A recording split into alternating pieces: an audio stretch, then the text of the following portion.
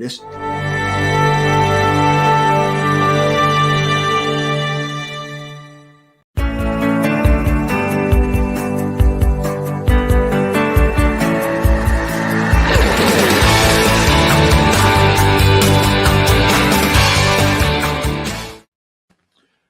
Welcome, everybody, to another edition of the Calling Podcast. I'm your host, Scott Jones. I'm going to apologize ahead of time. My voice is somewhat going in and out. And if I start coughing or need help, call 911. No, don't call 911. I'll be fine. But I want to thank you all for joining us once again. This podcast where we talk to first responders and military. And we talk about the things that they face, the problems that they have, and the people who are doing really good work to help. So that's what we do. I want to remind you, please hit the button and subscribe to the channel, and also share this with your friends. Leave comments as well. We get to see those comments, and we want to know what you're thinking, and then we can address them on future shows. So all that started, I got a great guest. I got to tell you right now, we just did about a 1 hour show before the show started. He and I talking about Philly. So you know he's a good guy because he roots for the Eagles. This is Richard Buzz Bryan. He goes by Buzz. And you are from the West Palm Beach Veterans Administration healthcare system. I am. So how you doing, man? I'm well. Thanks for having me. I appreciate it. I got to make the trek from West Palm to Davie, Florida. Oh, and, which is always fun. South Florida roads. It's a good it's fine as long as there's no traffic. Right.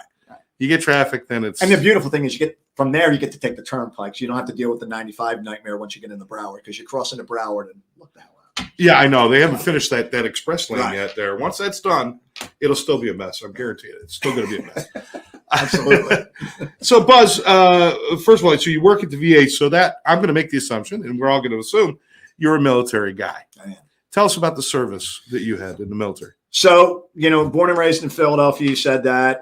Father was a Vietnam veteran, a Philly fireman. I was that typical Philly kid, didn't know what I wanted to do, went to Catholic school, found ways to get into trouble. Not crazy trouble, but how come everybody's father who was from Philly was a fireman? I don't know. I guess they didn't want There's so many people, right? I guess they didn't want you to go. It was like, you can't go to public school. I'm like, well, I'm going to get in trouble in Catholic school too, Dad. But and you don't have to pay tuition. But he did, so. I left. I was barely 18 years old. Had no idea what I wanted to do in life. I had some ideas, but wasn't really sure. So I enlisted in the Navy. The plan was to go into the Marine Corps, but in Philly, like you go to Cottman Avenue, Roosevelt Boulevard, and it's like a gauntlet. And it's by seniority, the recruiting station. Army, Marine Corps, Navy, Air Force. And like you go to South Ave to go shopping, you go to there to enlist, right? Right. So my dad says, take your ass to go see the Marine recruiter, enlist, and get out of here. You need to grow up a little bit. So I get there, and of course the Marine Corps recruiter's not there. I'm like, all right, well, what do I do now? And as I'm walking out, I'm thinking, all right, well, maybe he's at lunch. I don't know. As I'm walking out, like this old crusty Navy chief is sitting by there, smoking a Marlboro Red, cool guy. Back in the day, Marlboro Reds were good stuff. He says, hey, bud, come here. I should have known. Don't do it. Get in the car, hightail it out there. Long story short, next thing I know, I'm enlisted in the Navy. I'm going to Great Lakes, Illinois in January. Cold, miserable, not a fun place to be. Right. And I'm going to be what's called a hospital corpsman. I'm like, I don't know what is that? He's like, don't, because I had told him, I said, I want to go to the Marine Corps. He says, well, I got something for you. He says, you go be a corpsman and you get to do the next best thing. You can go hang out with the Marines, but you're not a Marine. So you don't have to put up with any of their BS. I bought into it, hook, line, and sinker. Next thing I know, I'm in the Great Lakes, and then, I'm there. I get through boot camp, and then from there, hospital corps school is another 10 weeks there. So I spent the entire winter, which seems like forever in Great Lakes, Illinois, until I left from there, and then went to Camp Lejeune, and went to field medical service school where it's 6-7 weeks of training on why jarheads act the way they do, how to clean a weapon, how to load a weapon, all that fun filled stuff, how to do rudimentary medicine in a combat environment, in a field environment. Don't worry about sterile technique, any of that crap. You got a gunshot wound, stuff dirt in it, it'll be okay. All this fun crazy stuff, which was really cool. And and that was supposed to be just a 4-year gig. I was going to get out, go to college, all that good stuff. Well, I met my wife on leave, who's also a Philly girl. Next thing you know, she's with child. And long story short, 22 years later, I retired from the Navy. And wow, what rank were you when you retired? I was a NE. I was a senior chief petty officer in the Navy. Excellent. So, when was this? What year was this that you went in? I went in from 86 and retired just into 2008. All right, so 1986. So not a lot of talk about mental health at that time and stuff. No. We were still using stupid terms like shell shock and different things, or at least not widely, but it was still around. Mm-hmm. So while they were training you how to, you're basically triaging out in the field. You're doing quick work, stabilize. Yeah, spit on it, rub on it, and get up and move. Put a little mud in it. Was there any conversation about mental health during that time, back in that time? I will tell you, from my core school and the field med piece to it, to even any further training that I went to in between, tours with the Fleet Marine Force, not that I remember, any type like, hey, here's how you handle this type of a mental health crisis, or here's what you do if you come upon this. It was, I don't remember any formal type training. When I went to IDC school. How about just general discussion? Were people even talking about it? Very minimal. I mean, to be honest with you, I mean, and there were challenges, when you were the doc with the Fleet Marine Force. I mean, not only were you doc, you were the chaplain, you were a therapist, you were everything. And that's nothing against the Marines, because to me, they're some of the greatest guys and gals on the face of the planet. They would come to you. Hey man, hey doc, I got this going on, whether it's, it's something medically, whether it is mental. Hey, I'm having problems at home. Hey, I need money. Hey, I don't know what to do. Well, you're the healer of mind, body, and spirit. Right. So everything comes to you. Right. And you'd have these conversations, and it would be like, I don't know. And you're kind of acting on the fly. Like, what do I do here? And I have stories. I have a story that I'm ashamed of with a suicidal Marine. And I shared it this morning. Actually, I shared it this morning at the VA with someone, and it's embarrassing to me how I handled this Marine who very well at the time was suicidal, and how I handled it. But it was, to me, it was this attitude of like, hey, this stigma of like, you know what? Don't be soft. Don't be a sissy. We're going forward. We are working up. We have to deploy. I need your tail fit. So I don't want to hear that you're feeling whatever, or you're depressed, or, something is bothering you, and that was the attitude. And when I retired in 2007, even then, and we were smarter then, we had gotten much smarter by now. We were in the height of Afghanistan, the height of Iraq, and guys and gals were coming back facing a lot of challenges. And at that time, they're talking about PTSD openly, or at least, we were aware of it and aware of traumas that happen. I'm starting to understand cumulative trauma and different things. But at that point, still on your way out, you're not seeing a big increase in training on this stuff, are you? Which is, I mean,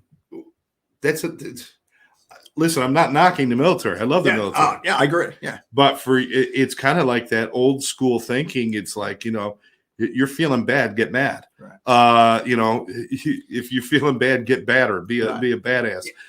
Drink it, do it. Right. Smoke it. The Whatever. mission is like, hey, we're going forward. Yeah. I need lead down range now. I mean, I can remember the meeting. We need lead down range. I need Lance Corporal such and such and Corporal such and such to deploy.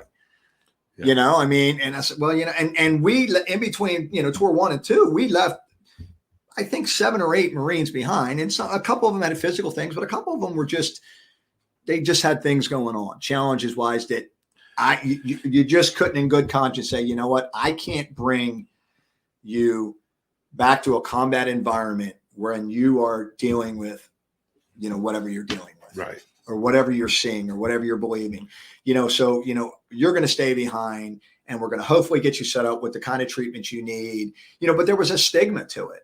I mean, there was just a stigma like, hey, you know what? You're supposed to be the badasses of the world. You're the alpha male. You are, and any sign of weakness is discouraged, right? Absolutely. Yeah. Absolutely. And so we create these stigmas around, it's not okay to not be okay. You have to be okay. Right. You have to suck it up, buttercup, Right. strap on and move forward. You're right. Absolutely. But obviously we're seeing that's not working. We're having a lot of people coming back damaged. Absolutely. Yeah. Even today, and there is some improvements, but working in the VA, first of all, when you got out, was that your plan, was to go work with the VA and help people? Did you have another plan? No, you know what? I had no intention. You're a Philly guy. Of course you were going to be a fireman. Right. I mean, I didn't know really what it was I wanted to do. I was barely 40 years old, or I was just getting ready to hit 40 years old. They always said that you would know that when you wanted to retire and what you wanted to do. Or I said, listen, I was 40 years old, or almost 40 years old, and I was still immature. I had never done anything in my life other than work at the AM/PM mini market for a year. And then the rest of my grown up life, I was in the military. So when I got it, I didn't know, and I stumbled upon this job, and because I was trying to get closer to Philly. My wife's from Philly, like I said. I stumbled upon this job at the Pittsburgh VA healthcare system, and they were looking for combat veterans, with a specific background, to work with severely injured and severely ill Iraq and Afghanistan veterans that were coming back from theater. And, I said, oh, that looks kind of cool. I'm going to apply. So I applied. I ended up getting a job. There was 100 of us across the country. And it was my role, and there was two of us. They hired myself, and my partner was a retired Army admin colonel type, smart guy. And him and I did it for almost 11 years together. But it was our job to transition these guys and gals that were getting injured in theater back to the country and transition them from military treatment facilities into the VA healthcare system. And we would literally track them from, guy gets hit, gal gets hit, they're at Bagram, they're at Balad, wherever. We would track them literally from there to Landstuhl, Germany. They stabilize them in Landstuhl, Germany. And then from Landstuhl, Germany, they would bring them back to the States. Soon as we knew they were coming back to the States, and the majority of them went back to like Bethesda, we would mobilize and we would meet them there, and we would meet their families there. And basically my role at that point was to say, okay, mom, dad, wife, girlfriend, whoever it was. All we want you to do is worry about taking care of, Jane or Johnny. He or she may be here a while. Some of these guys and gals were there, depending upon what it was, a year, 2 years. But we're going to help you transition him or her out and into our healthcare system. So when he or she is ready to come, there's no issues. You're already enrolled. You're already registered. We have your appointment set up. We know what you need. If you need a bed, if you need orthotics, if you need whatever, that's all going to be already set up. All you have to do is come and let us know, and we're going to get you squared away and start that process. Easier said than done. Not always easy. Right. Government VA is a government bureaucracy. Not always smooth. Did a lot of fighting. I pissed in a lot of people's Wheaties. Because my attitude is like, first of all, I was a veteran. My partner was a veteran. My attitude is like, your mission here at the VA is to take care of veterans. Yeah. Figure it out. I know there's rules. I know there's stuff that we got to abide by. It's different than going to St. Mary's or, Kindred down here in Miami or Jackson Memorial. It's different. But the bottom line still is how do we care for our nation's heroes? How do we provide them the best healthcare service? And this is what they need. And if you're not going to give it to me, I'm going to get it. I'm going to find a way to get it. Well, let me ask you, Buzz, because this is you got offered this job and you went to Pittsburgh. First of all, that's trauma right there. Absolutely. Living it. If you're from Pittsburgh, no offense, I'm not going to apologize. When the best place you have is where three rivers all come together, that's a bad thing. Yeah. All right, so I'm sorry. No, trust me. Love the Pittsburgh people, all 12 of you.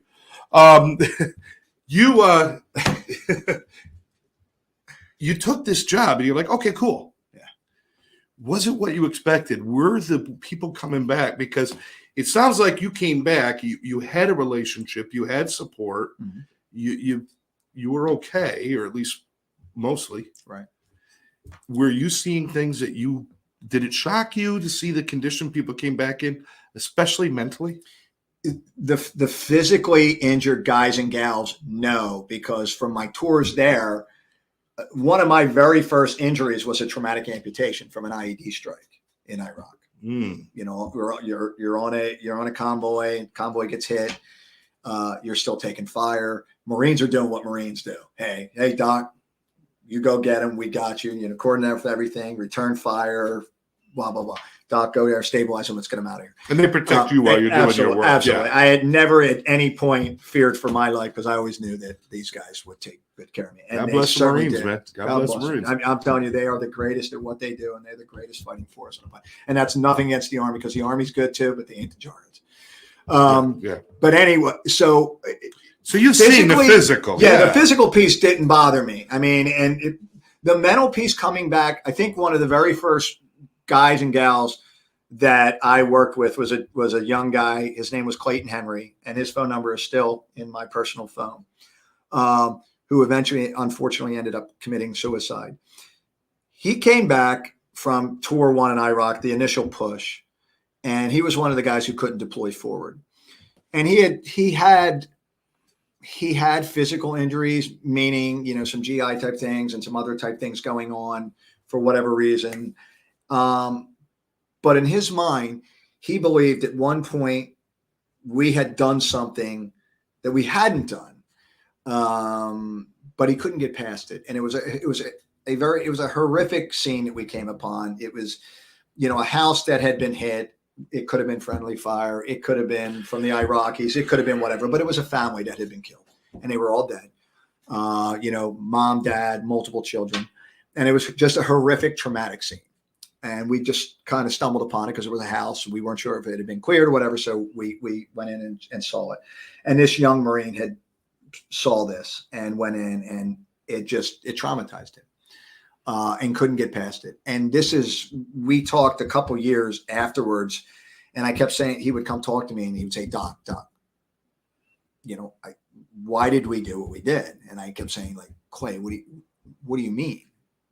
He says, you know, that house. I would say, I'm like, Clay, we didn't do that. We were the unfortunate unit that came upon it and had to see it and call it in and all that good stuff. But he saw himself as part of the overall mechanism. That right. In his mind, yeah. You know, and he never got past it. And unfortunately, he ended up taking his own life. Oh, God. And I struggled with that for many years. Like I said, his number is still on my phone. Just because he was this young kid, he had just become a father. He had a beautiful daughter. And it took me, and I still to this day don't know that I understand it. It took me forever to say, like, you know, why did he react the way he did and I didn't react that way? Or, you know, the other guys in the platoon who were there, why didn't they react that way? Why did he see it that way? Like, why? And those are questions you ask all the time. Like, you know, how did it get to that point? To where he saw it the way he did, and he was getting treatment. He was getting therapy. You know, the VA will tell you all the time that 65% of veterans who unfortunately commit suicide are not seeking care through the VA. And maybe that's true. I don't know. That's what the data says. I don't know if that's true or not. And I'm not going to dispute it, but that's what the data says. But I'll say, but there's many that are seeking therapy and are still unfortunately going through it. I just don't know. And it's something to me that eats at me. It's something that we're still dealing with. And we have suicide prevention teams. Our suicide prevention team is out in the community. They're working with these veterans. They're talking to these veterans. Anybody who wants to hear us, we go out and we talk to them.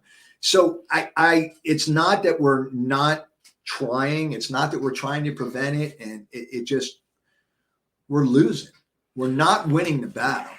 Yeah. Because I'll tell anybody who wants to hear me, I don't care what the number is until it's zero.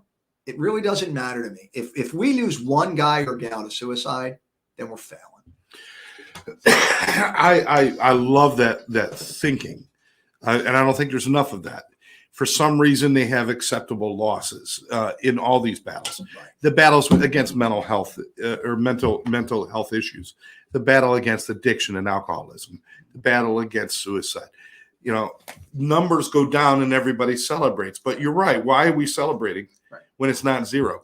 Because everybody counts. And the truth is, the amount of impact we're having is so insignificant still. It is significant what we do, and everybody who helps, it's important. But when we're only servicing 10 to 15% of the people who absolutely need that kind of help, now that's what it's like in addictions. I don't know what it's like with the veterans, but I can't imagine that number's a lot better because you got budget restrictions and rules and all these different things you got to follow and procedures. We've got a long way to go. The stigma is probably the biggest and the first thing. These things have to become normal. If somebody breaks their arm when they jump into a ditch, you're catching fire, you jump into a ditch, 100 guys jump into a ditch, one guy jumps in and he just lands wrong and breaks his arm. Does he walk around full of shame that he broke his arm? Does he hide it from people?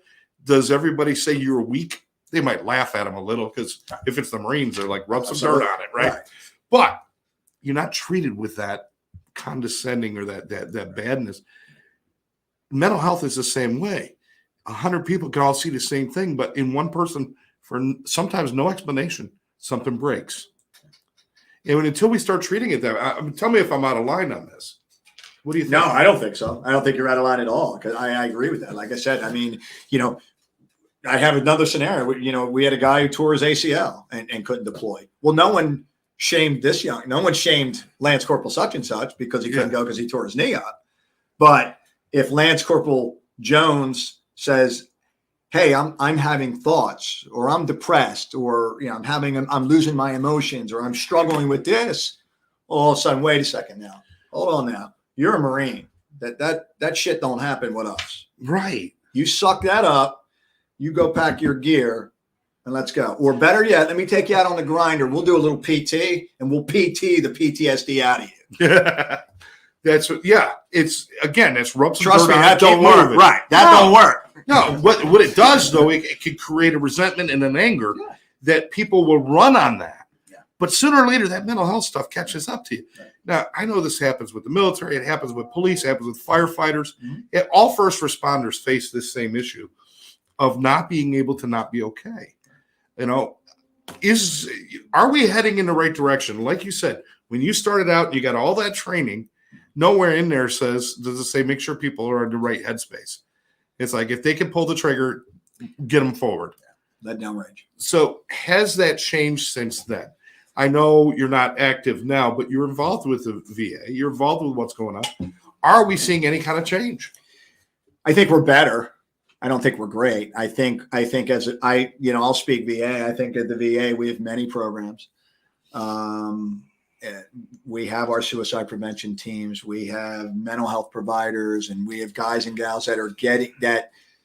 The services are there. The question is are our guys and gals utilizing their service, take advantage of their service? And I'll tell you, Palm Beach County, my era of veteran, which we'll say Persian Gulf till now, post 9/11, whatever, they're not utilizing their services for whatever reason. They're not coming. And that's one of the roles in my job now as the community relations and engagement is to get out in the community and work with veteran service organizations, veteran friendly businesses, the congressional liaison offices, anybody really who wants to hear veteran. Like, you want to talk veteran? I'll come out and we'll talk veteran all day long. Here's what we can do for you. Why are your employees not coming? Hey, PBSO, why aren't your officers coming to the VA? Is it because they're worried about the stigma of the job? Like, are they worried about, I have to carry a weapon. If I'm labeled as someone who has this or that, are they going to take me off the street and put me behind a desk? Or something like that. Absolutely. Or fire rescue. Like, you see all these guys and a lot of these guys, and like I said, that are sheriffs and police officers or fire rescue and stuff like that. These guys are veterans. These are guys who've been forward, who've seen bad things. And then you come back and, you're fire rescue, in South Florida. I mean, anywhere, any major city. I mean, you see some traumatic things almost on a daily basis. I mean, and I can't imagine that helps someone who may already be struggling with whatever demons they're facing from things they may have seen forward. And I will tell you, from a combat scenario, whether you're a frontline guy or whether you're a guy that was slinging chow or whatever, combat's combat. It's a bad place. On any given day, at any given time, your number might be up. And, we in Iraq in 2004, before we went into Fallujah, there was a Navy, Master Chief Petty Officer who was killed by a mortar round that they just happened to lob, and it ended up landing at Camp Fallujah. And this poor cat just happened to be in the wrong place at the right time and was killed. And this guy who's not in, forward, and fighting through the streets of Fallujah like, right. Some units did. You just never know. So the trauma is all around you. Yeah, I mean, listen, you don't have to be a forward combat troop or anybody to be in a helicopter when it goes down, because you guys use so much equipment all the time. There's going to be equipment failure. There's going to be accidents. Right. There's going to be things that happen. Jeeps overturning, this and that, all those other things. There's so many things that can happen. So you're constantly in that state of, and you're separated from your people. Right. You're separated from your world. You're in a different world now. And now you're coming back. Mm-hmm. And this is where you come in. And thank God for the work that you do. And the VA does.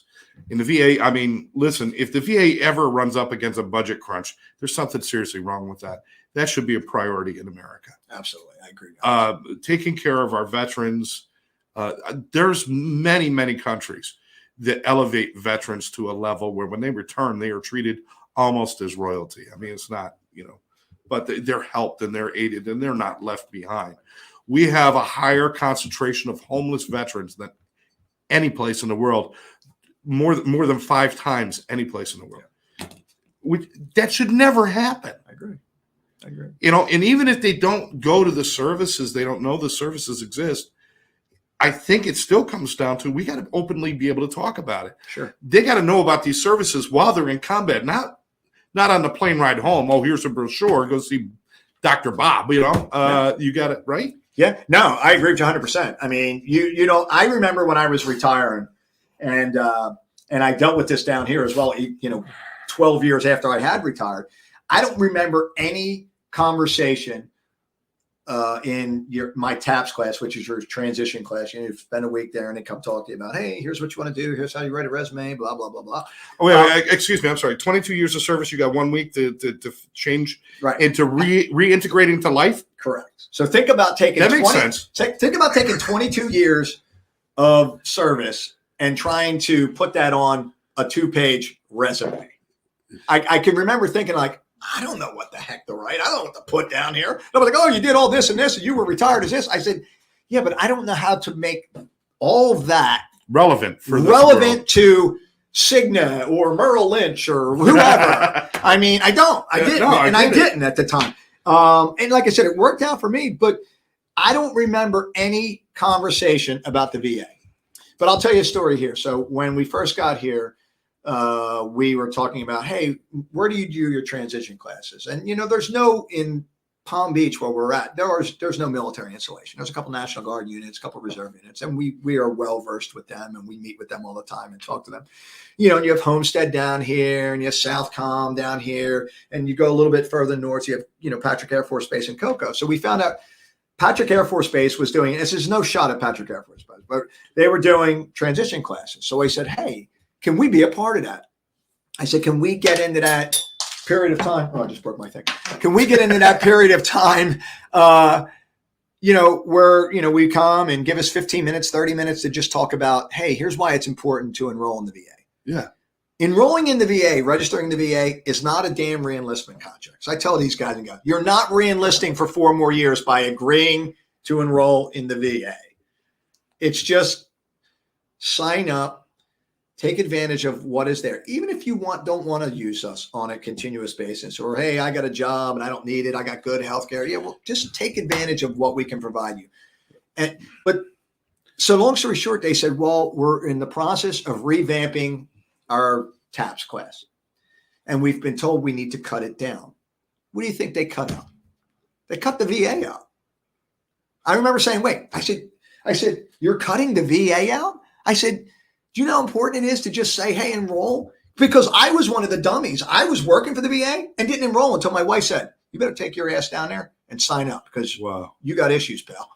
Well, I got to tell you, my grandfather, the end of his life without the VA, I mean, the VA helped him live 20 years beyond the illnesses that started coming. And it was, and my grandfather, he fought, he was in the 3rd Armored Car Division under Patton. Right. He met Patton, he fought, in Germany. He did all that stuff. And he comes back, and thank God they had those services, but he was still, it was underfunded, and there was long waits, and there was a lot of things that were going on. But to even just to even think that, oh, we don't need to tell them about that, and that's so ridiculous. Right. And I tell, and our World War II veterans, unfortunately, are almost all gone now. And our Korean War veterans are right there with them. And Vietnam, I mean, because Korea, I mean, my dad passed away this past May, and he was Vietnam, and he was 80 years old. So these guys we're about to lose an entire generation of American heroes and veterans. I mean, our World War II veterans, they changed the world. People don't, they literally changed the world. And these guys, they came back, and, they'd spend, I think about this all the time.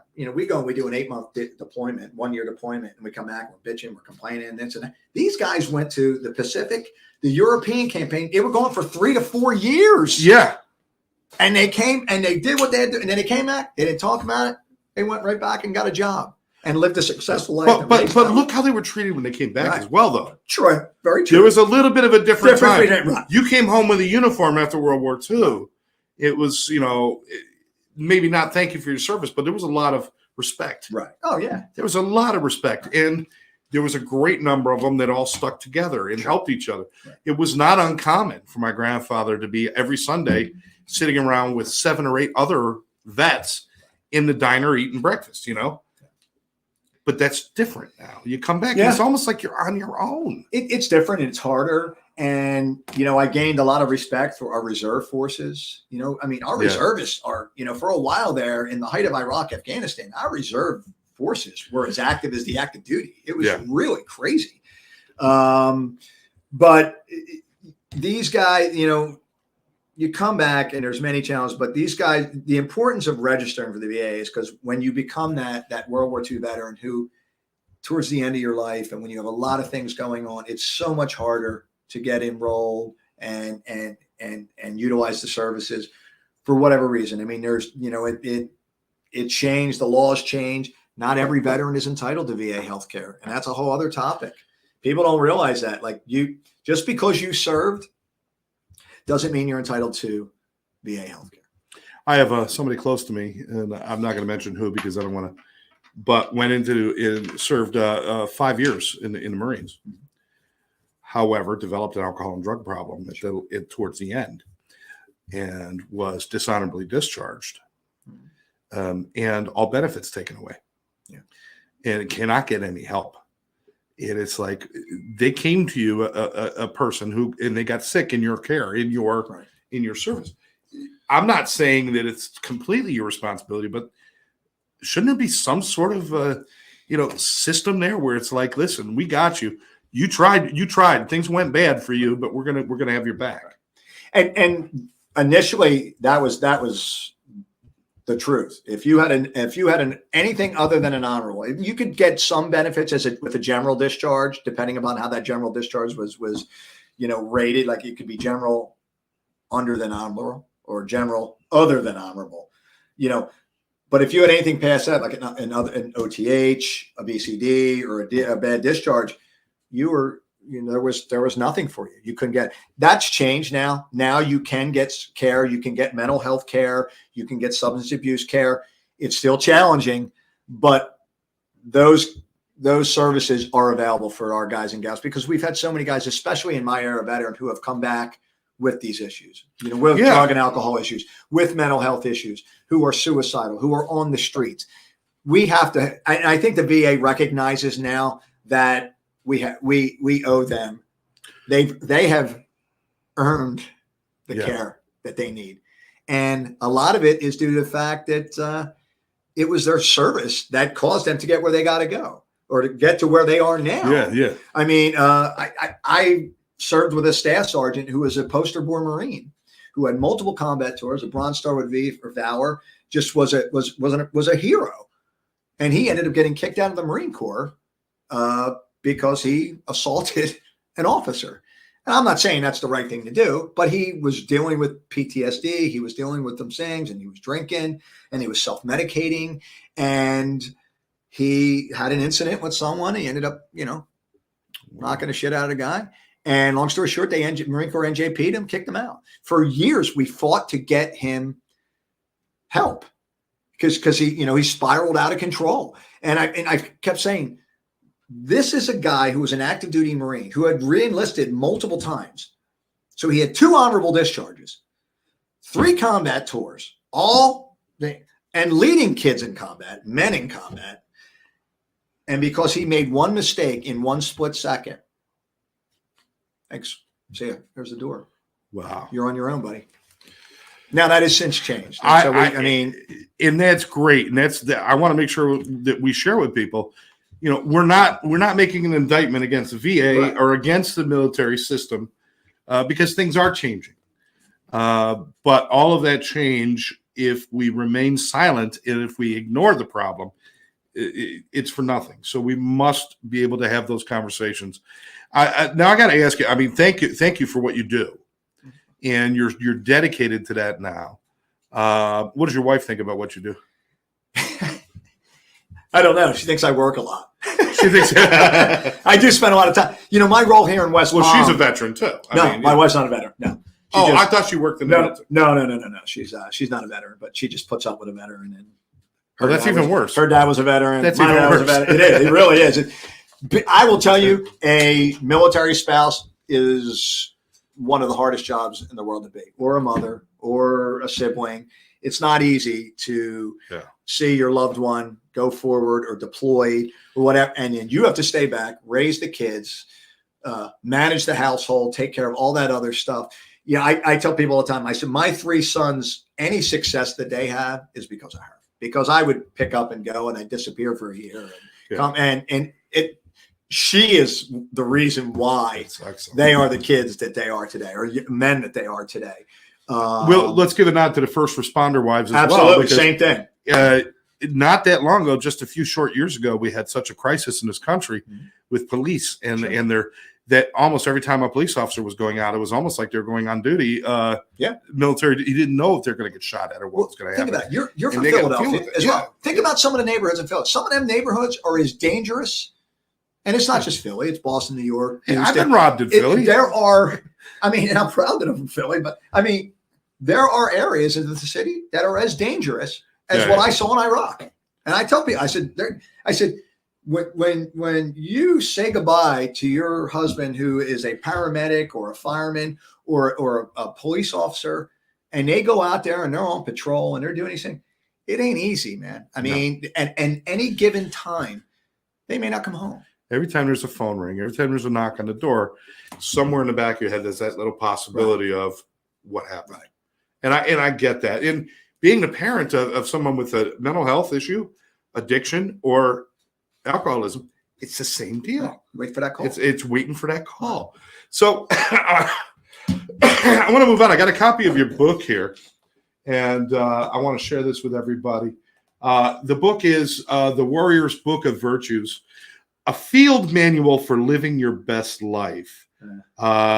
Nick, Matt, and yourself, are these guys that you've worked with before, or friends of yours, or both? So Nick and Matt, I deployed with to Iraq. Oh wow!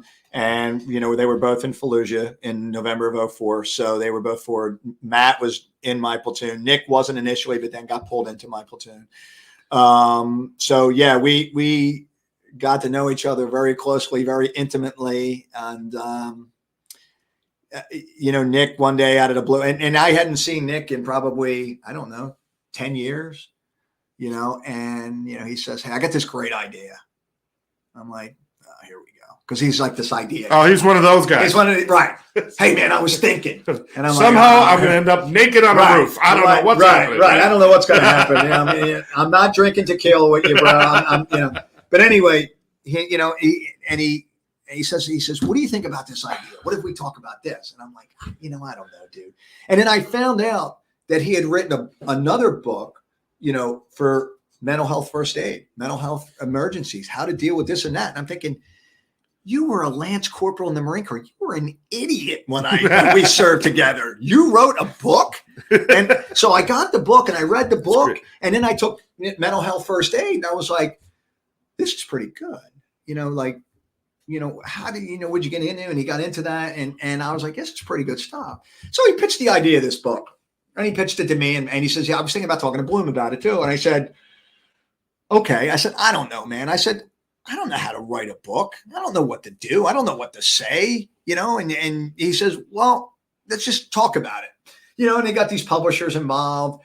And, and at first I was really like, I don't think I would do this, man. This is like, what do you want me to talk about? Like, what am I supposed to say? I go, why does my life or what might have worked for me, have anything to do with, your life or someone else's life, or how is what I did or didn't do going to help somebody else? Right. And we talked about it. And we got about, the principles, and this and that, and the virtues and all this. And I said, all right, long story short, we finally agreed to it, and then you'd get these calls and it'd be like, from the publishers, or you get an email at like 4:00 in the afternoon, like saying, hey, I need you to write 180 pages on fortitude by tomorrow morning. I'm like, I don't even know what fortitude is, dude. I'm from Philadelphia. What do you mean fortitude? Temperance? What does that mean? Discipline. Fortitude, F you. Right. I said, I'll tell you fortitude in South Philadelphia if you want.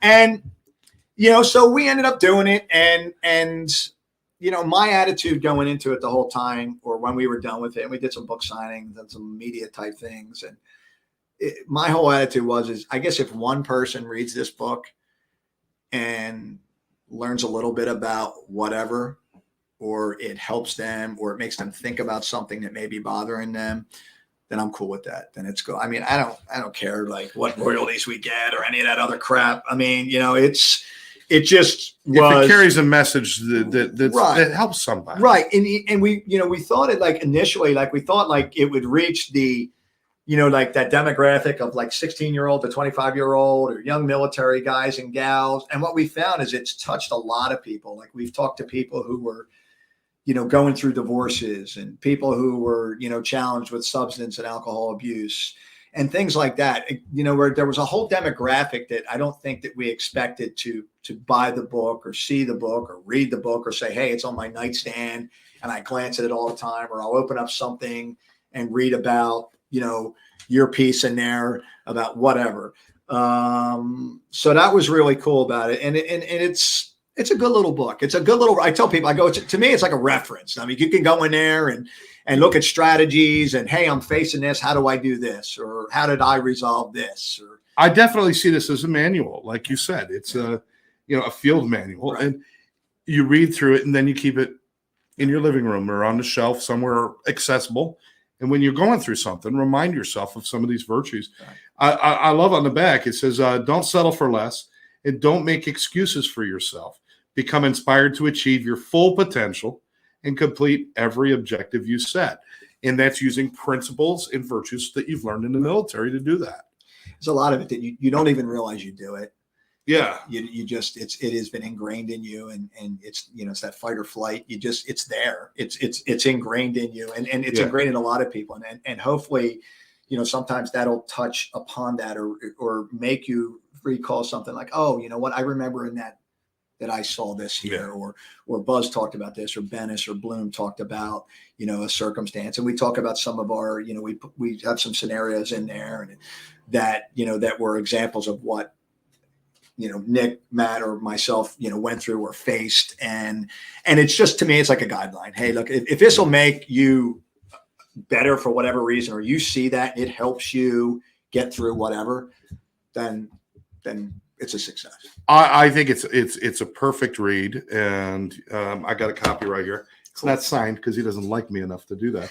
But I could have bought you a free one, but I appreciate it. No. Again, this is the Warrior's Book of Virtues, a field manual for living your best life. And this is on Amazon. You can get it. Yeah. Very, very simply. And you can look it up through any of the authors, or definitely just the Warrior's Book of Virtues. I pulled it up very quickly. So it's a great, great book. And it's written as a manual that you could refer to when you're having difficult times or making decisions. One thing that the military has always been good at, it's about discipline in your task. Right.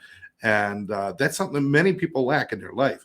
Just because things are so easy now, we don't always learn discipline, do we? Back in the day, like you said, World War II, back in those days, even before you went in the military, you had an understanding of discipline in life. Nowadays, everything's just too damn easy. And everybody wants the easy, fast. Fast. I want it now. Yeah. I want it now. Forget about it. I don't want to work. Why would I work hard when I could just do this? Yeah. Yeah, it creates almost a weakness in us for that kind of discipline. And so finding a guide like this could be really important, and something maybe to share with your teenagers too. I remember, and this tells my age, and I'm in my 50s. I can remember my father-in-law, when he would read, and he was an avid reader, he always had a dictionary with him. I'm like, what is he doing with this dictionary, man? And he said to me, he finally explained to me, he says, let me explain it to you, dummy. He says, when I'm reading, if I come across a word that I may not know, or it's like, why is it being used in this context? I open up the dictionary, look the word up, so I learn a new word. Yeah. And we don't do that anymore. Like, I don't even know do we even have hard dictionaries anymore? They're still out there, but you know what? What's even funnier is, even when we're writing, we might put the wrong word in. Spell check fixes it, and we don't even know what we've written. Right, because it's instant. My grandfather used to sit with dictionary next to his lazy boy chair with the duct tape on the arms, because it's of course. But you don't throw those lazy boys away. You don't throw those away. And he would do his New York Times crossword puzzle in pen. And when he wasn't doing a crossword puzzle, he'd be watching a war movie, watching baseball, reading the dictionary. And he actually used to sit and just read it. Mm-hmm. He loved Scrabble too. And I always can't bitch that he wins because he studied the dictionary. Right. I said, why don't you read a regular book? He goes, every book is in here. Right. It's just in a different order. Yeah. So that's a discipline to extend yourself and learn. Right. It's so easy to take the easy way now. Yeah. It really is. And that's not a knock on this generation or anything like that. It's just the times. Like I look at Chat GPT and AI and all these things like that. You can go into, AI or Chat GPT and type in, A, B, C, D, E. Yeah. And within a minute, you have a complete written paragraph, whatever, on A, B, C, D. Right. It's amazing. Well, it's a trade-off. Right. We can have unlimited knowledge at our fingertips. Mm-hmm. But what we trade is the discipline of learning. We trade that. So it's about finding balance. And if you really want to achieve things in your life, it's about learning to do that. Now, before we run out of time, I just want to kind of, I forgot my list. It's all right. I had some questions I usually like to ask people, but we'll do it next time, because I'm hoping you'll come back and do this again. Anytime you want. Because there's a lot more I'd like to talk about. You're working with the VA, West Palm Beach, Veterans Administration Healthcare. You're helping people that are coming back. Hopefully, let's say you get to decide. You've seen it from when you first enrolled back in the 80s to when you retired in 2007 or so, and then you've seen what's going on with the VA. We are heading in the right direction. What would you like to see happen over the next 5 to 10 years? What would you really like to see? I think, we have this past year was the year of the act, the Compact Act, the PAC Act, the Service Act, and we have all these new services and new opportunities and eligibilities for a veteran. I want that to continue. I think we need to continue to progress. We need to continue to do more. We need to continue to create the eligibilities and open up the eligibilities for our veterans to get these services. We are out on the street. We talk about the suicide prevention teams. You had mentioned homeless. We have homeless outreach teams too that literally will go out onto the street. They'll go into the woods. We'll go into these, these camps and find veterans. And are we successful with all of them? No. Some of them choose that lifestyle, for whatever reason. And I say that sometimes, and a lot people look at me like, what do you mean they choose that lifestyle? I said, listen, some of these guys and gals are content, or they're okay with, hey, I wake up in the morning. There's a shelter right here. There's somewhere right here where I can go get cleaned up, get breakfast. Then I kind of hang out for a while wherever. Same lunch occurs in the afternoon. And then they figure out, okay, where am I going to hunker down at night? Am I going to stay in the mangroves off of here, or am I going to go here? Is there a shelter I can get into? Like, one of the things about South Florida is it rarely gets cold. It's not like when I was in Pittsburgh and it was 10 degrees below zero. Or Philly or anything. And these poor guys and gals are on grates, and they can't get into shelters, and it's frigid. And I mean, they choose it. How do we change that? How do we get them on? How do we deal with? How do we get better with helping these guys and gals with addiction? We have Veterans Court. A lot of these veterans, we can say, hey, listen, you made a mistake. You had and most of them are misdemeanors. They're not serious crimes. But I mean, if you're willing to get help, if you're willing to take treatment, it'll keep you out of jail. Like, would you rather be incarcerated or get treatment? And in 18 months, if you abide by the rules, if you get the treatment, if you get the therapies, your charges are going to be dismissed. They're going to go away. You're going to be exonerated. So I think we're doing a lot of good things. I think we just need to continue to build. We need to continue the service. I mean, it's the largest healthcare organization in the world, the VA. It's not easy to run it. It is hard. We are not perfect. But I will tell you, the data, once again, if you believe in data, it tells you we are better than most private facilities. We are better than most community facilities. But you have to take advantage of utilizing it. How do we get the word out to these guys and gals who are not utilizing our services? And I know as the community engagement guy in West Palm Beach, which takes me from Sebastian all the way down here to Pompano and west into Pahokee and the Glades and this. How do I get the message out there? And we're out everywhere. We go everywhere. This past weekend we were at Rib Roundup. We're going up to Okeechobee for something this weekend. And then the following weekend we're somewhere else. There's not a weekend that goes by, or an evening, or an event that we aren't willing to attend or willing to go out and say, hey, here's what we do. You have a question, ask. Just ask. I'll tell you, and I'll provide that information for you. If you want to enroll, I'll bring enrollment right here. And we will enroll you on the spot if you don't want to come to the VA. Now, what about us regular people, non-military, but we want to help? What are some good ways that we can get involved and help? I mean, there's always volunteer opportunities at the VAs. Any VA, you can go there and you can volunteer your time. You can get involved with our veteran service organizations. There's some great ones down here or throughout Florida. We have one, Wounded Veteran Relief Foundation, which is amazing. They do amazing things for our veterans. There's a brand new one down here, South Barracks Legend Foundation, which is run by a former Marine who was suicidal at one point in his life after his service, as well as a recovering alcoholic. He gets it. He knows. He's been there. He's done that. He's walked in them. So the VA is a good source of information for people too. I can provide you all the resources, community resources, business resources, legislative resources. It's one-stop shopping. As I tell people, all you got to do is call me. I promise you, if I don't have the answer, I'm going to know where to send you, or I'm going to tell you who to contact. Do you want to put your number out there just to let people know who to call? Sure. You want me to tell you? Yeah, tell them. Personal or not? You can call me anytime. So I'll give you my email address at the VA. It's Richard, RICHARD .Bryan, BRYAN @VA.gov. Email me, or you can call me. My cell phone is 561-670-9347. I promise you, I will. If I don't answer when you call, if you leave me a message, I will call you back, and I will help you in any way that I can.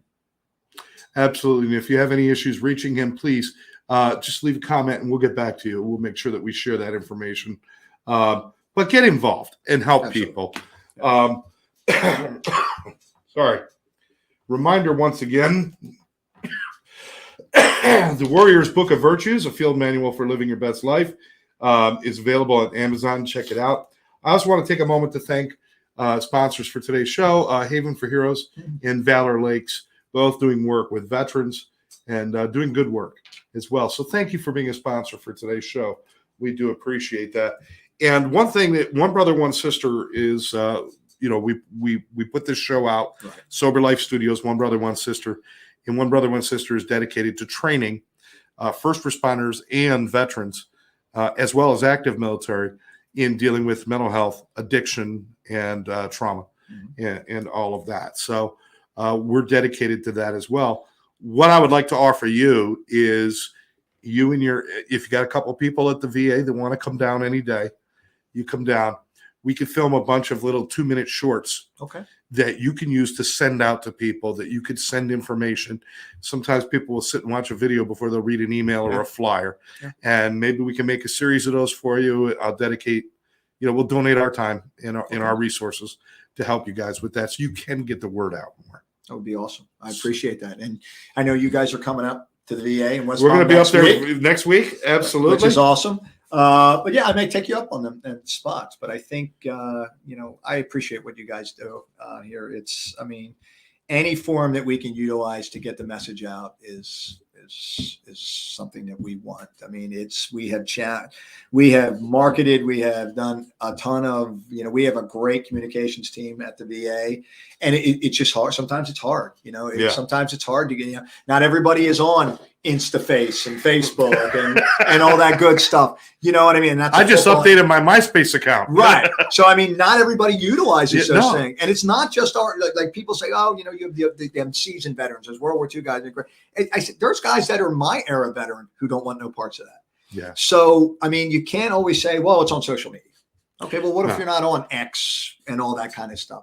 Where do you go? How do you get that information? Oh, just visit our website. Once again, what if they're Yeah. Well, how do they even get that website to begin with? Correct. So there's all sorts of things. Right. I say you put it in Yellow Pages, and most of you don't even know what that is, do you? They still make them. I don't know. Are there still phone books? I don't know. You remember they used to get delivered to you. Oh, when you had a Philly phone book? Yeah, it's this thick. Oh, jeez. It's a dictionary. Oh, it was ridiculous. Oh, it was back in the days. Buzz, thank you so much. Thank you for the work you do. Thank you for your service. And please share our gratitude with all of the people up there at the VA and all the great work that they do. Right now, somebody's sitting there feeling quite alone. Mm-hmm. Somebody's sitting there, they don't understand what's going on with them, or they don't feel good, or they can't get back into life, and they feel alone. What do you want to tell them? I would say reach out, ask for help, call me. Walk into the VA, walk into any emergency room. If you're a veteran with the Compact Act nowadays, if you are dealing with a crisis, or if you're feeling alone, or you're feeling isolated, or you're feeling whatever, you can walk into any emergency room and the VA will take care of that bill. We will make sure you get the help and any follow-up care that you need. You don't have to be enrolled. You don't have to utilize the VA. You can walk right into any facility. And now, once again, you have to let us know, and we will make sure that it is taken care of. All right. So nobody has to suffer. Nobody is alone. And hey, it ain't perfect. We're a long way from perfect, but we're moving in the right direction. And I want to thank all of you out there, first responders, and especially today, our veterans. Thank you for your service. Thank you for all that you've done for this country. This country owes you a debt of gratitude, and there are services there that show you how grateful we are. Please take advantage of them, please. For my guest, Buzz Bryan, I'm Scott Jones. Thank you for joining us. Make sure that you subscribe to this channel and share it with your friends. We'll catch you next time right here on the Calling Podcast. Bye-bye.